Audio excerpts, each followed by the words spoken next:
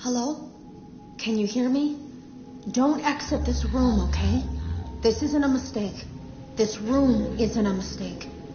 I had to hide these logs away from the core gameplay files in a place that only a beta tester would look and in a place where the files could be protected.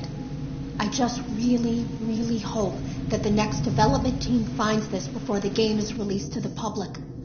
This game has some kind of malicious code in it that we haven't been able to fully contain or even understand for that matter. We're over budget and out of time. But that's not the reason that we're shutting down. Listen, I have to keep this short so the file size will be small enough to fly under the radar. There are more. They may not be in order. I saw it for the first time today. I couldn't make out who it was, standing at the end of the hall. I thought it was just like this project is in trouble, in no small part because of the lawsuit, I'm sure. There has to be a lawsuit. There's no way there isn't. Just a few doors down from me. I think it's made worse by the fact that Jeremy tried to tell us something was wrong. But as a dev team, we all just saw it as a challenge to find what the problem was and fix it. Who could have known that? I have to go.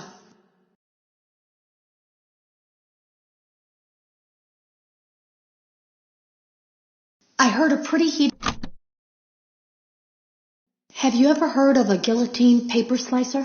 It sounds made up, but it's an actual piece of office equipment. I didn't even know we had one in the supply room. I guess they're more common at businesses that do a lot of graphic design work. I remember seeing one when I was still in school, and even then, I knew how dangerous it looked. I was always afraid of losing a finger. That seems so silly now. Jeremy used to do design work. I guess that's how he knew it was there. The drawers have been emptied out. Someone was here. I don't think it was spring cleaning either. No, there was plastic on the floor. Someone was definitely here during the night. It had to have been the client. I mean, they sent us that stuff in the first place with no explanation, told us to scan it, said it would expedite the process so we wouldn't need to program any pathfinding ourselves. It was a budget thing, I guess. It was just junk. Circuit boards and things like that. Looked pretty old. Somehow, though, there was usable code on some of it. It seemed to take hold by itself. Things started changing. But then, he started appearing. At least that's what Jeremy said.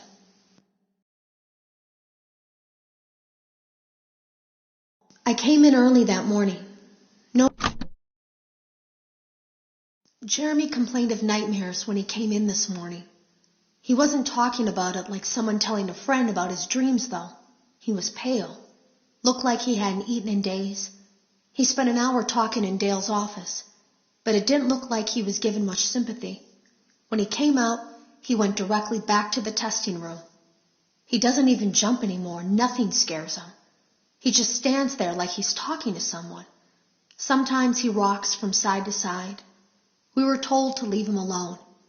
I knew I was in line to do the testing next. They'd been prepping me for it. I guess they knew that Jeremy would need to be replaced soon. You can always tell when a company is getting ready to fire someone. They start giving out written warnings for silly things, making sure to build a paper trail and make a case for a firing. Things that normally no one would care about suddenly become grave offenses, all worthy of being written and documented.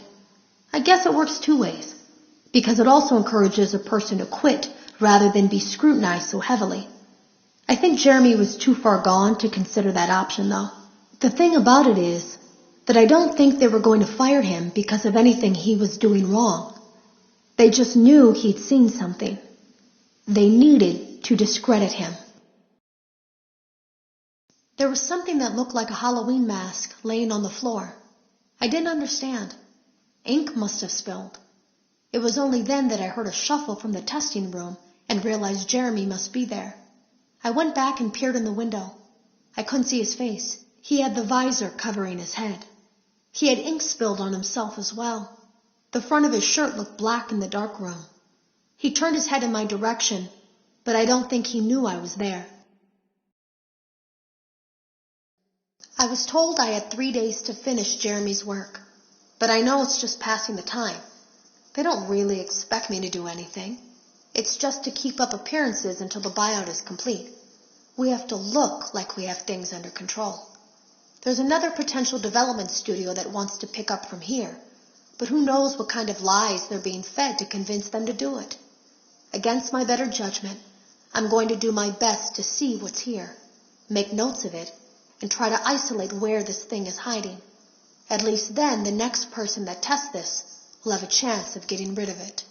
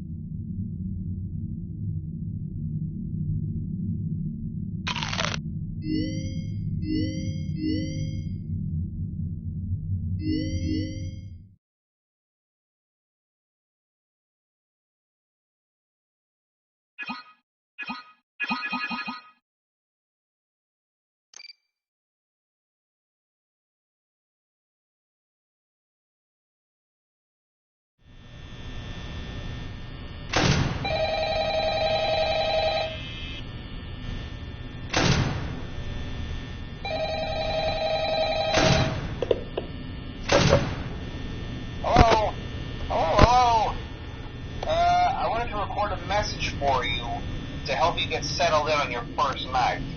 I actually worked in that office before you. I'm finishing up my last week now, as a matter of fact, so I know it can be a bit overwhelming, but I'm here to tell you there's nothing to worry about. You'll do fine. So let's just focus on getting you through your first week, okay? Let's see. First, there's an introductory greeting from the company that I'm supposed to read. It's kind of a legal thing, you know. Welcome to Freddy Fazbear's Pizza, a magical place for kids and grown-ups alike, where fantasy and fun come to life. Fazbear Entertainment is not responsible for damage to property or person. Upon discovering that damage or death has occurred, a missing person report will be filed within 90 days or as soon as property and premises have been thoroughly cleaned and bleached and the carpets have been replaced. Blah, blah, blah. Now, that might sound bad, I know, but there's really nothing to worry about. The animatronic characters here do get a bit quirky at night, but like let them know. If I recorded music, those same stupid songs for 20 years, I never had a bad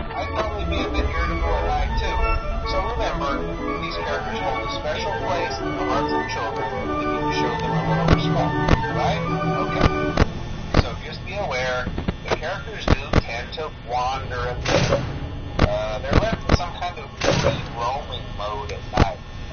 Something about their servos locking up, they get turned off for too long. They used to be allowed to walk around during the day, too. But then there was the bite in '87. Yeah. It's amazing that the human body can live without the frontal lobe, you know? Now, concerning your safety, the only real risk to you as a night watchman